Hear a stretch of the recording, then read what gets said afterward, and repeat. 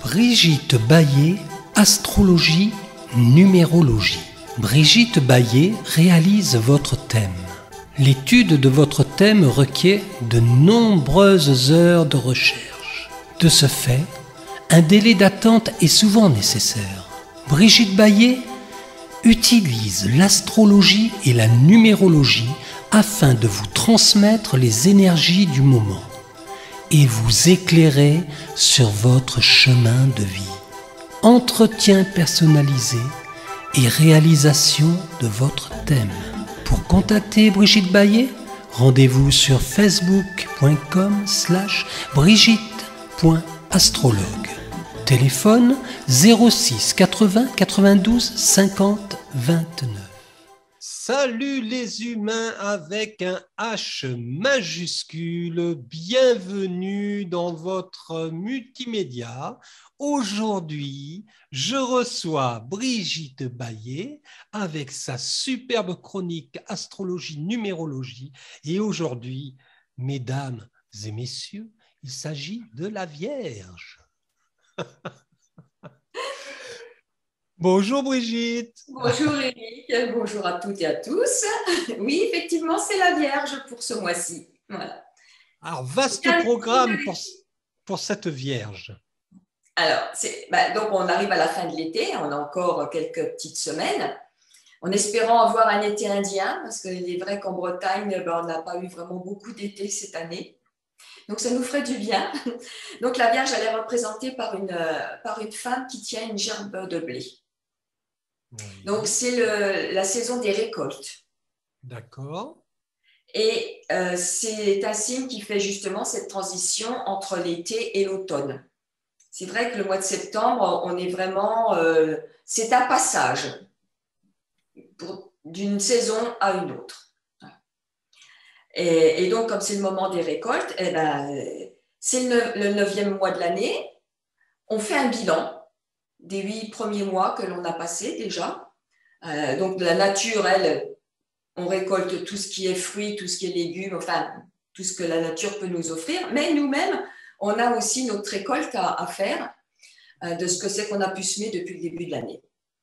Donc, on fait déjà un petit bilan. On n'attend pas le mois de décembre pour faire le bilan. On commence déjà à en faire un petit ici. Tout dépend ce qu'on a semé tout au long de ces 8 mois. Voilà. Oui, comment on a pu vivre déjà cette première partie d'année. Mm-hmm. De quelle façon on a pu la vivre. Donc, on fait le bilan. Est-ce qu'on l'a bien vécu? Est-ce qu'on l'a mal vécu?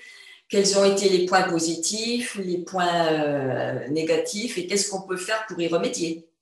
Bien sûr. Donc, la Vierge, elle analyse beaucoup. C'est un signe d'analyse. Mm-hmm. Donc, elle concerne aussi tout ce qui peut être hygiène de vie. Donc, tout ce qui peut être soin aussi, la Vierge. Donc, c'est vrai que c'est au cœur de l'actualité actuellement. Donc, le mois de septembre peut remettre sur le tapis vraiment tout ce qui est soin au niveau de la santé. Oui, oui. Mais ça concerne aussi les soins de la nature, la Vierge, puisque c'est un signe de terre. D'accord, c'est un signe de terre, la Vierge. Oui, signe de terre qui est mutable, mais qui est vraiment très proche de la nature. Avec le taureau, c'est vraiment les 2 signes les plus proches de la nature. Qu'est-ce que tu veux dire par mutable? Mutable, c'est-à-dire que c'est un signe qui s'adapte. Ah, voilà.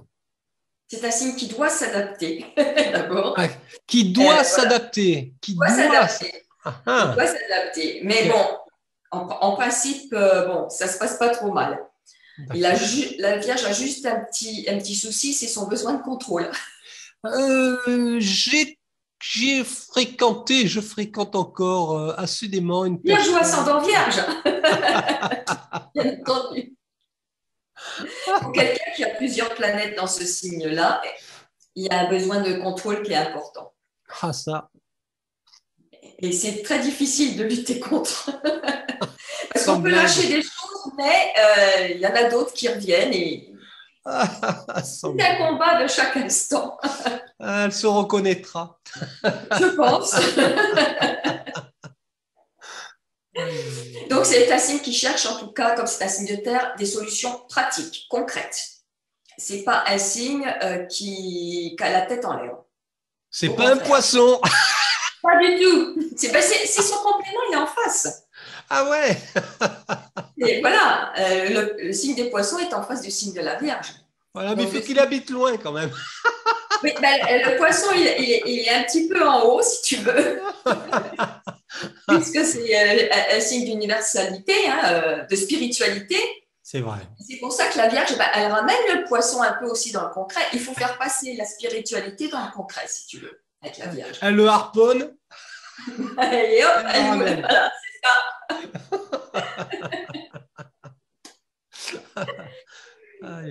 Donc, c'est un signe qui cherche à comprendre. C'est un signe donc, qui analyse beaucoup, qui va trier aussi beaucoup. J'ai envie de rajouter que c'est un signe de grande intelligence. Ah oui, parce que sa planète, c'est Mercure. Ah, tu vois. Voilà. Mais Mercure en Vierge est en domicile et elle est aussi en domicile en Gémeaux. Mais elle ne fonctionne pas de la même manière, puisqu'en Gémeaux, c'est en signe d'air. Et en Vierge, Mercure va fonctionner de manière beaucoup plus mentale, mais organisée, méthodique. Voilà. Elle va dans les détails. Donc, comme elle analyse beaucoup, effectivement, c'est un signe qui fait preuve d'intelligence, qui ne fait pas n'importe quoi. Donc, ça, c'est sûr. Et donc, comme elle trie et qu'elle garde ce qui lui est utile et qu'elle jette ce qui ne lui sert plus, et elle est reliée aux intestins au niveau physiologique. Donc, c'est notre deuxième cerveau, hein, les intestins. C'est vrai. Quand on a des petits soucis d'intestin, c'est parce qu'il y a besoin de trier quelque chose, de garder et de jeter ce qui ne convient plus. Donc, pour avoir des intestins qui soient en forme, eh ben, il faut faire un tri aussi dans notre tête. Et voilà. Voilà. C'est un signe aussi qui a des valeurs, bien entendu. Hein, et comme le Soleil vient de quitter le signe du Lion, où il a pris confiance en lui. Hein, ce Soleil, il a pris confiance en lui. Il a normalement reconnu ce qui était important aussi pour lui. Oui. Et maintenant, ce Soleil qui passe dans le signe de la Vierge, avec cette confiance qu'il a pris en lui, dans le signe de la Vierge, il doit pouvoir connecter cette intelligence au cœur. Le Lion, c'est le cœur. La Vierge, donc, c'est le mental. Donc, le Lion, c'est le cœur. C'est le cœur. Cœur de Lion. Mais le cher cœur de Lion aussi. Mais c'est pour ça que je disais ça. Oui, le cœur de Lion, c'est aussi un fromage. Ah bon? C'est pour ça que je te dis, il y a aussi le cher cœur de Lion. Moi, je faisais référence à Richard. Voilà, à Richard, voilà. Pas au Calandos. Voilà, écoute. Ah là, je suis dans le concret, c'est la Vierge, je suis dans le concret. Ah oui, ça, pour être dans le concret, c'est le mot qu'on puisse dire.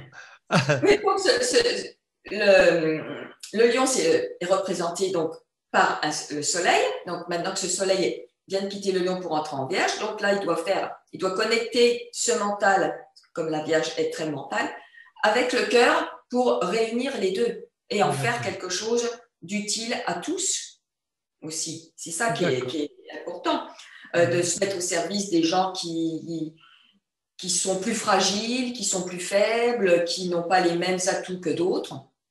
Et tout ça pour améliorer la vie de tout le monde. D'accord. La Vierge, c'est un signe qui est au service des autres. Voilà, c'est un peu sa mission de vie, quoi. Oui. La Vierge est un signe de service à autrui. Attention, ne pas rentrer non plus dans le piège de servitude. Service et servitude, ce n'est pas la même chose. Ouais. Il ne faut pas qu'elle s'oublie non plus, cette Vierge. Voilà, qu'elle ne fasse pas comme le poisson qui a tendance, lui, à s'oublier. Voilà. Mais la Vierge peut le faire aussi, justement. C'est pour elle ça peut le faire aussi. Hein. Voilà. Aider les autres, c'est bien, mais il faut aussi penser à s'aider soi-même. Ça peut être pas mal aussi, ça. Ben oui, clairement. Donc, ce n'est pas un signe de précipitation, puisqu'elle réfléchit beaucoup, hein, cette Vierge. Et justement, elle va demander à tout le monde actuellement d'arrêter un peu de planer, puisqu'on arrive à la fin de l'été, hein, et d'arrêter de croire que tout va s'arranger d'un coup de baguette magique. Hein. C'est pas comme ça qu'on va faire avancer les choses. Donc, c'est un signe qui est représenté par une femme, par une déesse, la déesse Déméter, mais pas par une fée, hein. Elle n'a pas de baguette magique. Donc, il faut y aller aussi concrètement. Voilà. Il faut prendre les choses en main.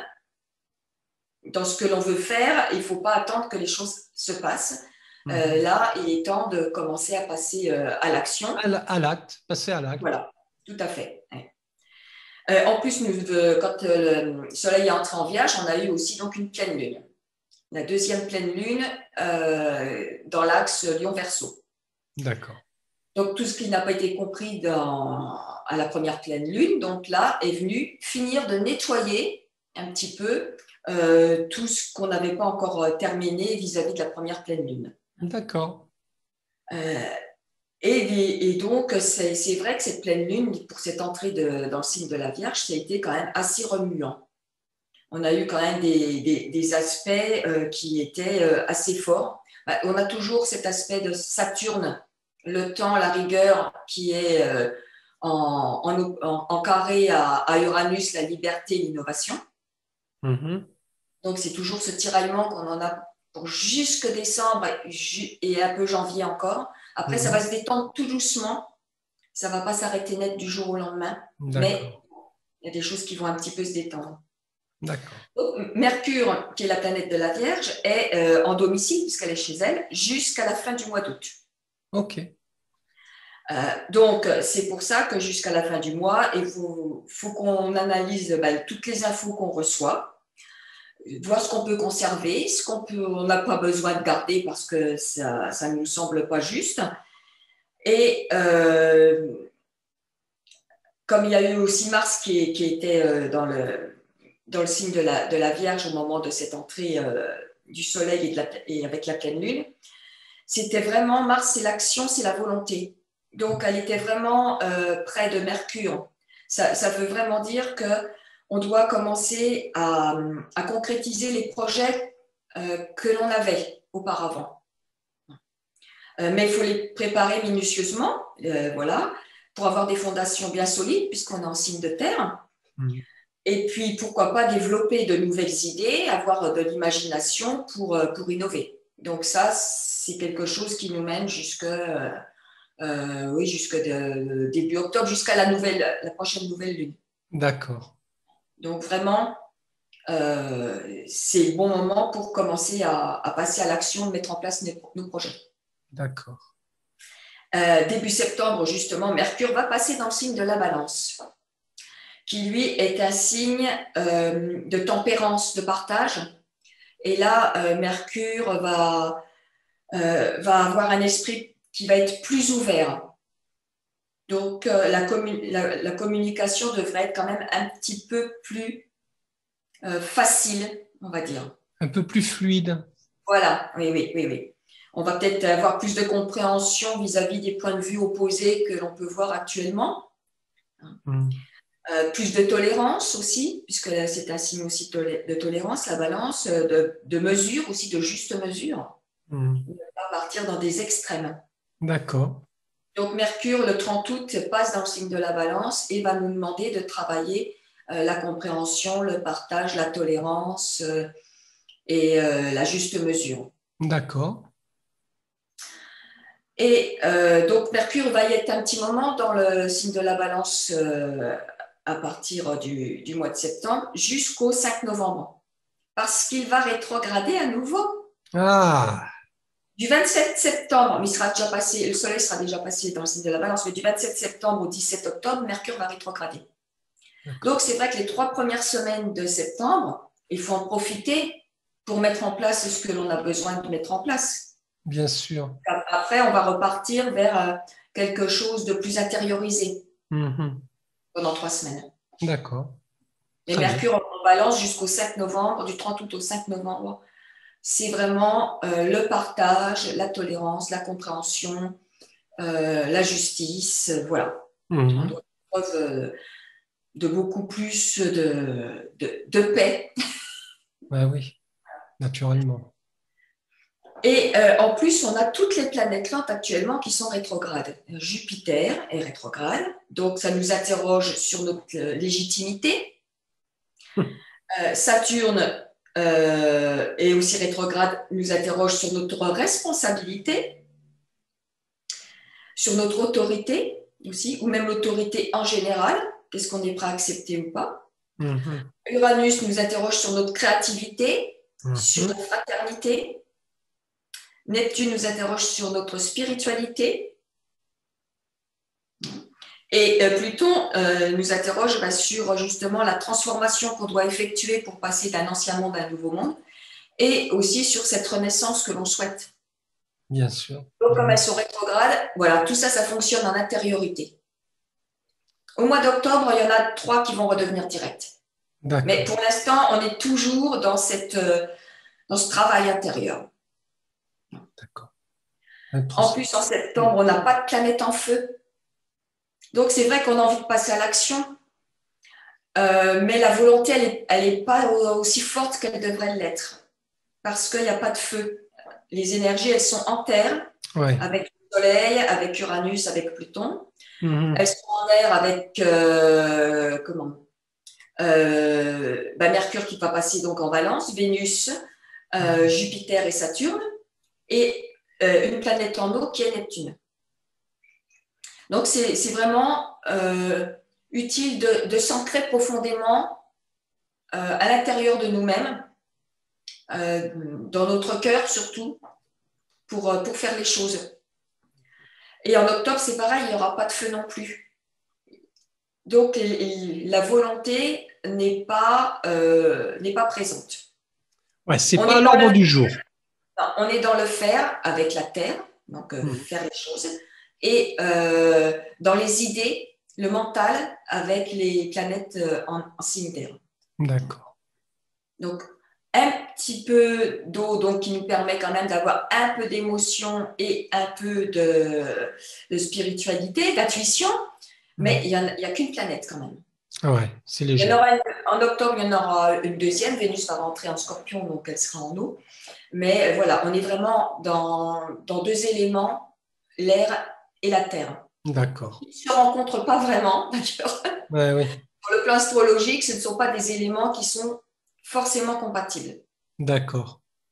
Et c'est important pour ça de continuer à avoir de la créativité, puisqu'on a beaucoup d'air, et de s'ancrer, de se positionner, parce qu'on a beaucoup de terre.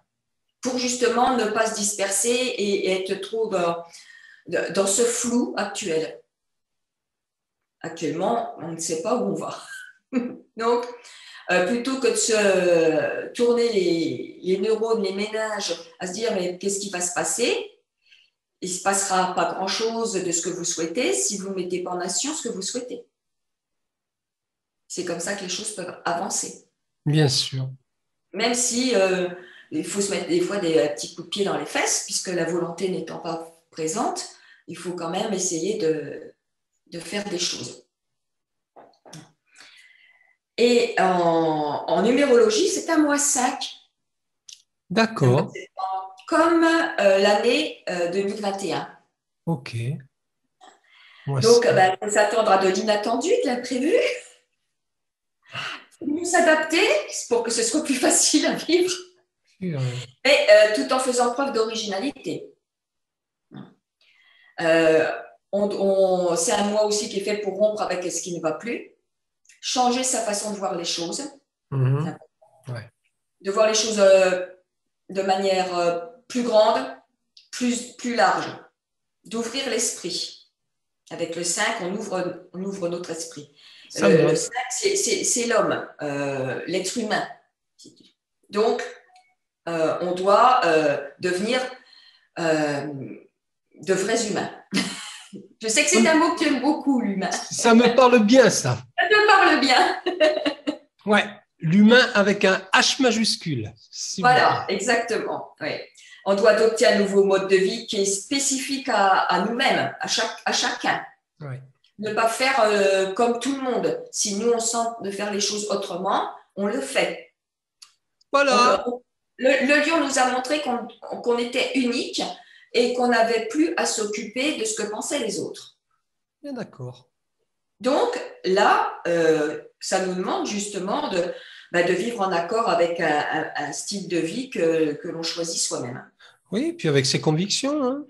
Bien sûr, tout à fait. Peu importe lesquelles, mais chacun doit être aligné avec ce qu'il ressent. Tout à fait. Ça me parle bien, là. La numérologie, là, c'est... Moi, ça résume assez bien l'astrologie, un petit ouais. peu du mois de septembre. Ouais.